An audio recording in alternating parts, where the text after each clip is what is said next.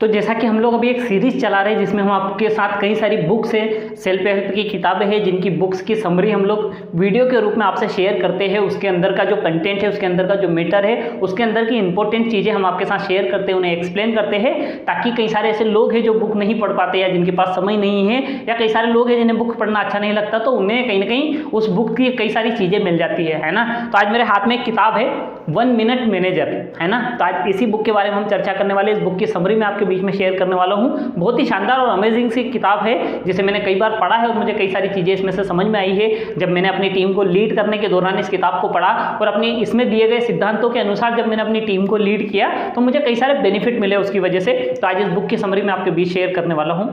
देखिए, बुक की शुरुआत होती है जहाँ पर लेखक एक आदर्श मैनेजर को ढूंढने की तलाश में लगता है। वो कई सारे लोगों से मिलता है, कई सारे लोगों से बात करता है, और कई सारे लोगों से मिलने के बाद भी हताशा हाथ लगती है, क्योंकि कहीं ना कहीं उन्हें एक आदर्श मैनेजर नहीं मिल पाता है, या वो जिस तरीके के मैनेजर की तलाश कर रहे थे, या एक मैनेजर में जिस तरीके के गुण होने चाहिए वो उन्हें सेटिस्फाई नहीं कर पा रहे थे। लेकिन इसी बीच उनकी मुलाकात एक मैनेजर से होती है जहाँ पर वो उससे बड़ा प्रभावित होते हैं, और कहीं ना कहीं उसके अंदर की एबिलिटी उन्हें बड़ी अच्छी लगती है। तो वो जानना चाहते हैं, उसके गुण को समझना चाहते हैं। तो वो मैनेजर उनसे कहता है कि वो उनकी टीम में बहुत अच्छे अच्छे लोग हैं, आप उनसे जाकर बात करें तो वो आपको बताएंगे कि 1 मिनट मैनेजर की किस तरह की खासियत है और किस तरीके के गुण हैं जिनकी वजह से वो 1 मिनट मैनेजर बने हैं। तो एक एक करके उन लोगों से मुलाकात करता है, उनसे जानता है। तो ऐसे ही शुरू के 3 लोगों से मिलकर वो किस तरीके के जानता है, किन गुण के बारे में जानता है, उसके बारे में हम चर्चा करने वाले हैं।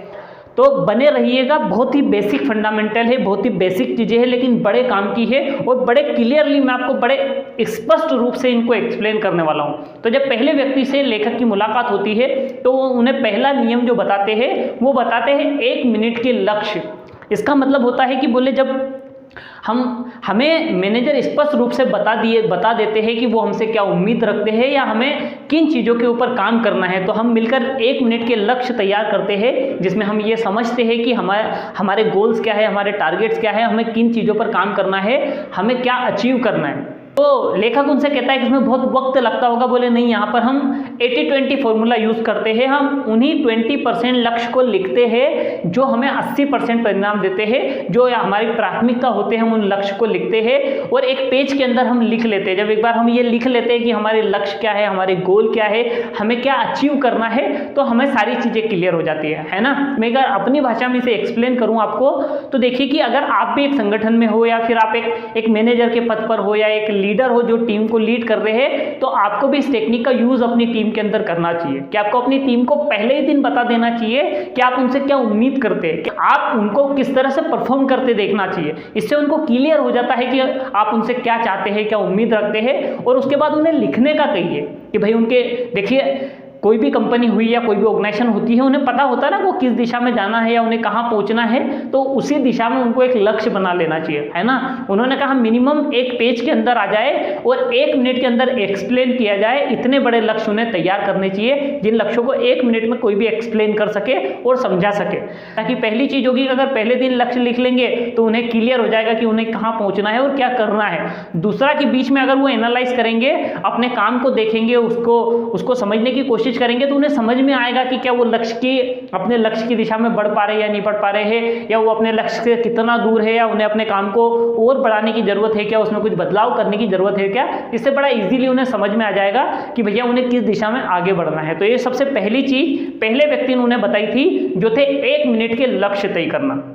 अब जब लेखक की मुलाकात दूसरे व्यक्ति से होती है तो वो उनसे कहता है कि क्या मैनेजर आपसे हमेशा मिलते हैं? बोले नहीं, मेरी कभी कभी मुलाकात हो पाती है, लेकिन जब मैं नया नया आया था तो मुझे काफ़ी सारी चीज़ें हैं जिनके जो उनसे सीखने को मिली। तो बोले जो दूसरा नियम है 1 मिनट मैनेजर बनने का, वो है 1 मिनट की तारीफ। अब ये 1 मिनट की तारीफ क्या है? यहाँ पर उनका ये कहना है कि मैं लोगों के काम पर नज़र रखता हूँ इसलिए ताकि मैं उन्हें कोई सही काम करते हुए पकड़ सकूँ, है ना। समझिएगा, बहुत ही गहरी बात है। बोले मैं लोगों के काम के ऊपर निगरानी बनाए रखता हूं ताकि मैं उन्हें सही काम करते हुए पकड़ सकूं। लेकिन ज़्यादातर लोग जब लीडरशिप में होते हैं, ज़्यादातर लोग किसी टीम को हैंडल करते हैं, ज़्यादातर लोग जब मैनेजमेंट के पद पर होते हैं तो वो लोगों की कमियां ढूंढने पे फोकस करते हैं। लेकिन 1 मिनट मैनेजर का कहना है कि आप व्यक्ति को कोई सही काम करते हुए पकड़ो ताकि आप उसकी तारीफ कर सको, उसको अप्रिशिएट कर सको, उसकी प्रशंसा कर सको।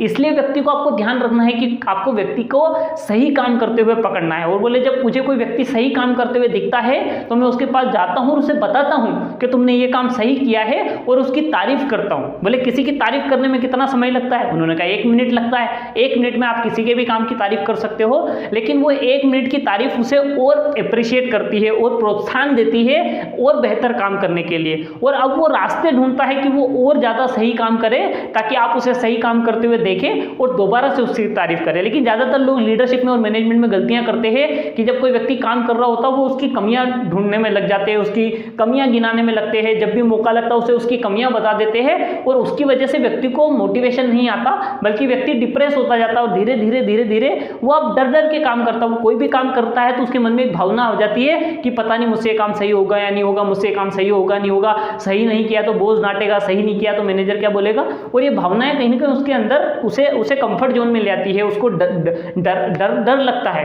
तो आपको इस बात का ध्यान रखना है कि आपको जब भी मौका मिले, आपका कोई भी कर्मचारी हुआ, आपका कोई भी जूनियर हुआ, आपकी टीम का कोई भी मेंबर हुआ, अगर वो सही काम करता है तो उसकी तारीफ करिए। वो तारीफ करने में कभी नहीं झिझकना है। अगर किसी ने बेहतर काम किया है तो कोशिश करें आप उसकी तारीफ करें, और तारीफ करने में डिले भी नहीं करना है, क्योंकि असर नहीं करेगी, है ना। अगर मान लीजिए किसी ने आज कोई अच्छा काम किया है और आप 10 दिन बाद उसकी तारीफ करोगे तो उस तारीफ की कोई वैल्यू नहीं रहेगी। उसे तुरंत करने की आदत डालें। भले दूसरे 4 कामों में दिक्कतें चल रही हो, दूसरे 4 कामों में परेशानियां चल रही हो, दूसरे 2 प्रोजेक्ट सही तरीके से ऑपरेट नहीं हो रहे हो, लेकिन अगर कोई आपको सही काम करते हुए दिखे तो आपको बिना मौका गवाए उसकी तारीफ करना है। तो ये दूसरा नियम है जिसे आप अपनी आदत में अपनी टीम के अंदर लेकर आइए। 1 मिनट की तारीफ करने की आदत डालना है। जब वो तीसरे व्यक्ति से मुलाकात करता है तो उसे उससे मिलकर भी बड़ा अच्छा लगता है। और लेखक को तीसरा नियम पता चलता है, वो है 1 मिनट की फटकार, है ना। देखिए, जब भी हम किसी की कमियां गिनाते या किसी की गलतियां निकालते हैं उसे अच्छा नहीं लगता। शायद आपकी भी कोई गलतियां निकालेगा तो आपको भी अच्छा नहीं लगता। इसीलिए लेखक ने जब नई बुक का इसका एडिशन आया तो इसमें उन्होंने इसको एक नया नाम दिया है, पुनः मार्गदर्शन। मतलब एक वापस से चीज़ों को ठीक करना है, वापस से सही चीज़ों को ट्रैक पर लेकर आना। तो उन्होंने एक नया नाम इसे दिया है, वो है पुनः मार्गदर्शन। यहाँ पर लेखक ने बताया कि भैया तीसरा नियम 1 मिनट मैनेजर का जो था कि भैया देखिए, काम के दौरान गलतियां सबसे होती है भाई। इंसानी तौर पर आप हुए, मैं हुए, या संसार का कोई भी आदमी हुआ, कोई भी परफेक्ट नहीं है, सबसे गलतियां होती है। क्योंकि मैं भी अपने काम के दौरान कई सारी गलतियां करता हूं, आप भी करते होंगे और आपकी टीम के लोग भी करते होंगे, या आप मैनेजर है तो आपके साथ काम करने वाले लोग भी गलतियां करते होंगे। हर कोई गलती करता है। तो जब कोई गलती करे तो आपको क्या करना है, आपको जब कोई व्यक्ति गलती करता है तो उसको पुनः मार्गदर्शन देना है ना। मतलब उसे बताना है कि भैया ये काम ठीक से नहीं हो रहा है, या जो तरीका आप लगा रहे हो वो सही नहीं है, या ये चीज सही तरीके से नहीं हो रही है, इसमें सुधार करने की जरूरत है, इसे ठीक करने की जरूरत है, इसको सही तरीके से करने की जरूरत है। तो आपको व्यक्ति को पुनः मार्गदर्शन देना है ना। और ये भी एक कला है, किसी को फटकार लगाना भी एक कला है, और फटकार लगाना जरूरी भी होता है। जैसे आपके घर में छोटे बच्चे होंगे तो कभी कभी उन्हें डांटना भी पड़ता है ना। हर बार प्यार मोहब्बत से काम नहीं चलता। वैसे ही अगर आप एक पद पर है, एक लीडर है, एक मैनेजर है, तो आपको भी टीम में कभी कभी इन चीज़ों की जरूरत लगेगी। तो आपको 1 मिनट की फटकार का तरीका यूज करना है। तो ये सही तरीके से होनी चाहिए। सबसे पहली चीज तो आप एक विशेष करके ध्यान रखें, अगर आप एक बड़ी टीम में हैं, आप एक बड़े पद पर है, तो जब भी आपको किसी की आलोचना करनी हो, किसी की गलतियां गिनानी हो, तो कोशिश करें कि अकेले में की जाए, है ना। एक बड़ा बहुत अच्छा नियम है। मैं कई सालों से अप्लाई भी किया और मैंने बहुत साल पहले इसको सीखा था। एक बहुत बड़े प्रोग्राम में एक ट्रेनर ने मुझे बताया था और वहां से मैंने इसे सीख कर आया था। मैंने अप्लाई किया था कि तारीफ हमेशा जोर से और खुले में करें।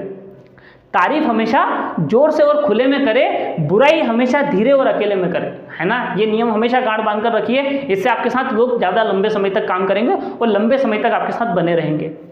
तो सबसे पहली चीज़ तो कमियां अकेले में गिनाएं। दूसरी बात, सिर्फ कमी गिना कर न छोड़े। मतलब व्यक्ति को सिर्फ गलती बता कर न छोड़े, उसे उसका तरीका बताए, उसे ठीक करने का तरीका बताए। लगे तो उसका सपोर्ट करे, लगे तो उसके साथ जाए, उसे बताएं कि किस तरीके से चीज़ें ठीक हो सकती है, कहाँ सुधार किया जाना है, इसके बारे में बात करें, है ना।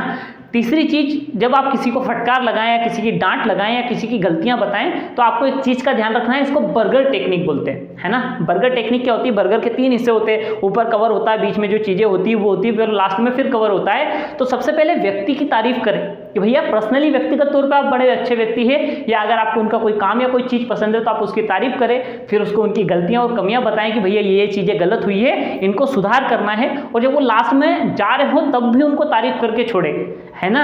और एक और चीज का विशेष करके ध्यान रखना है कि काम की कमियां काम में बताएं, व्यक्ति में नहीं, है ना, गलतियां काम की निकाले, व्यक्ति की नहीं। कई बार हम काम को साइड में रखकर व्यक्ति की गलतियां बता देते हैं और उसकी वजह से कहीं ना कहीं या तो व्यक्ति हर्ट हो जाता है या आपकी एक टीम का मेंबर कम हो जाता है, या कई बार लोग उसको पर्सनली व्यक्तिगत ले लेते हैं। तो व्यक्ति की गलती ना बताएं, काम की बताएं।